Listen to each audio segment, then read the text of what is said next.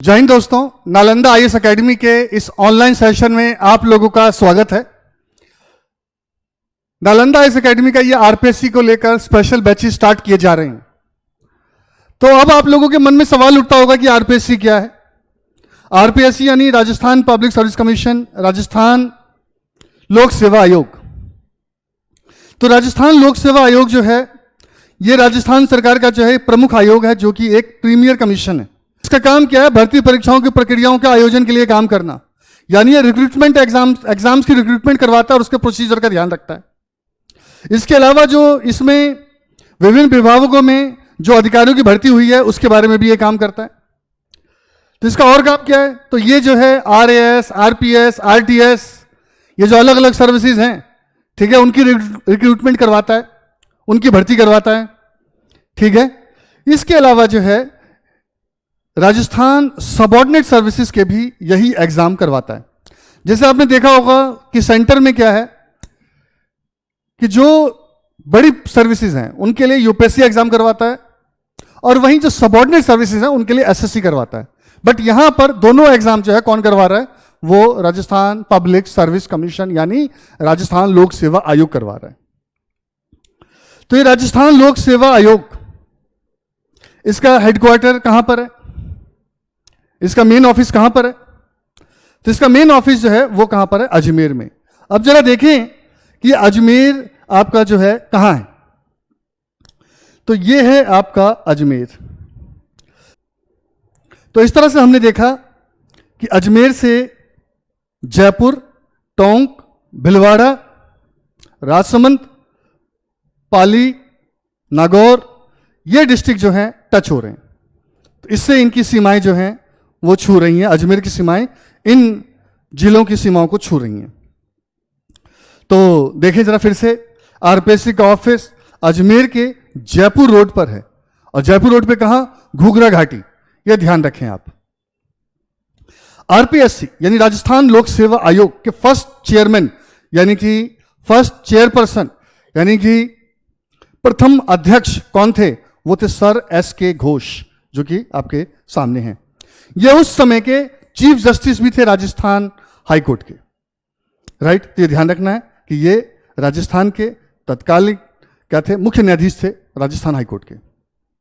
अगर मैं वर्तमान की बात करूं तो वर्तमान में अध्यक्ष कौन है, चेयरमैन कौन है? तो वो हैं भूपेंद्र सिंह यादव, जिनकी फोटो ये सामने है।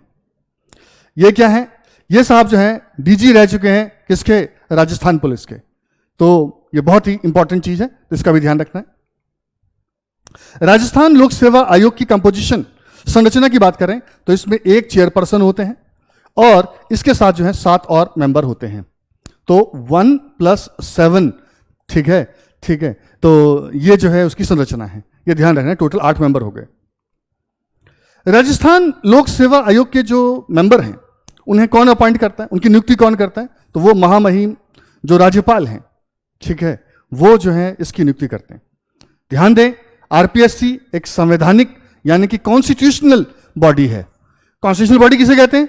जो भी बॉडी या संस्था संविधान में जिसके बारे में वर्णन होता है, संविधान में उसके बारे में मेंशन किया गया, कॉन्स्टिट्यूशन जिसके बारे में मेंशन है, वो कॉन्स्टिट्यूशनल बॉडी या संवैधानिक संस्था कहलाती है। और देखें तो चेयरपर्सन और उसके मेंबर का जो कितना टेन्योर होता है, कार्यकाल कितने का होता है? तो 6 साल का होता है, ठीक है जी। मैक्सिमम 6 साल का होता है, ध्यान दें, या 62 यानी 62 ईयर्स की एज तक। तो जो भी पहले हो जाए, राइट। अगर किसी मेंबर के 6 साल पहले हो गए, बेशक वो 62 के नहीं हुए, तो वो रिटायर हो जाएंगे। या फिर कोई मेंबर 62 ईयर्स का हो गया लेकिन 6 साल का कार्यकाल जो है वो पूरा नहीं हुआ है, तो भी वो रिटायर हो जाएंगे। ध्यान दें, 6 ईयर्स यानी 6 वर्ष या 62 वर्ष की आयु, जो भी पहले हो जाए उस, ठीक है, तभी तक वो काम करते हैं, उसके बाद रिटायर हो जाते हैं। आरपीएससी से रिलेटेड इंडियन कॉन्स्टिट्यूशन के आर्टिकल कौन से रिलेटेड है? आर्टिकल 16, 234 और 315 यानी कि 315 से 323 तक। ये ध्यान दें इस बात को। अनुच्छेद कौन से? 16, 234 और 315 से 323 तक के जो आर्टिकल्स हैं वो सभी आरपीएससी से डायरेक्टली या इनडायरेक्टली रिलेटेड है। ध्यान दें इस बात को। आरपीएससी की बात करें तो आरपीएससी को ये जो इसका जो सारा काम है, ठीक है, 1951 में जो है इसको रेगुलेट करने का काम स्टार्ट हुआ। किसकी आज्ञा से? राज प्रमुख जी की आज्ञा से। उस टाइम राज प्रमुख कौन थे? महाराज सवाई श्री मान सिंह टू। कौन थे? महाराजा सवाई श्री मान सिंह द्वितीय। सवाई का मतलब क्या है? जैसे आपने देखा होगा एक शेर होता है, एक शेर, अगर कोई या वन टाइगर, ठीक है, फिर एक होता है सवा शेर, यानी कि 1.25, ठीक है। यानी कि जब कोई व्यक्ति किसी दूसरे व्यक्ति से जो है थोड़ा और आगे होता है तो बोलते शेर, सवा शेर, ठीक है। तो वही सवा से क्या लगा आपका? सवाई लगा। ये ध्यान रखना है आपने। आरपीएससी से रिलेटेड डिफरेंट एक्ट्स हैं। पहले तो मैंने आपको बताया था कॉन्स्टिट्यूशन के कौन से आर्टिकल जुड़े हुए हैं, अब मैं आपको बता रहा हूं कि कौन से एक्ट यानी अधिनियम उससे जुड़े हुए हैं। क्लियर है? तो राजस्थान लोक सेवा आयोग सेवा की शर्तें, नियम 1951, इंग्लिश में बोलें the Rajasthan public service commission limitation of function regulation 1951, ठीक है। राजस्थान लोक सेवा आयोग की कार्यों की सीमाएं, नियम 1951, ठीक है। तो ये सारी चीजें जो है उससे जुड़ी हुई हैं। और क्या जुड़ा हुआ है?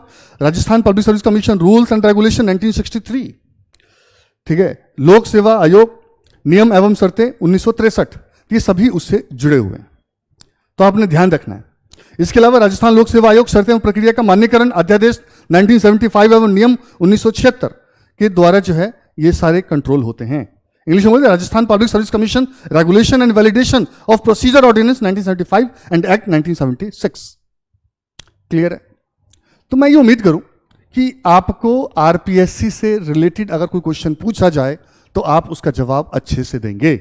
और नालंदा आईएएस एकेडमी आपके इस जर्नी में आपका साथ देने के लिए बिल्कुल तैयार है, दो तरीके से। पहला, ऑनलाइन क्लास जिसकी फीस 25,000 रुपए है, लेकिन जो पहले 500 बच्चे हैं उनके लिए सिर्फ 12,500 रुपए इसका जो है हमने फीस का जो चार्ज जो है रखा है। दूसरी चीज, क्योंकि आप जानते हैं बिना प्रैक्टिस के कोई बात नहीं होती, तो अगर आप टेस्ट सीरीज ज्वाइन करना चाहते हैं, राइट, तो इसका जो चार्ज है वो 7,500 रुपए है, लेकिन अगेन पहले 500 बच्चों के लिए जो है हमने इसका चार्ज 2,500 रुपए रखा है, ठीक है। तो आपको इसका फायदा उठाना चाहिए और नालंदा आईएएस एकेडमी के साथ अपने इस ड्रीम को पूरा करना चाहिए। Thank you very much, God bless you all. और अगर आपको ये वीडियो पसंद आया है तो प्लीज इसे लाइक करें और हमारे चैनल को सब्सक्राइब करें और ज्यादा से ज्यादा लोगों के साथ शेयर करें। जय हिंद।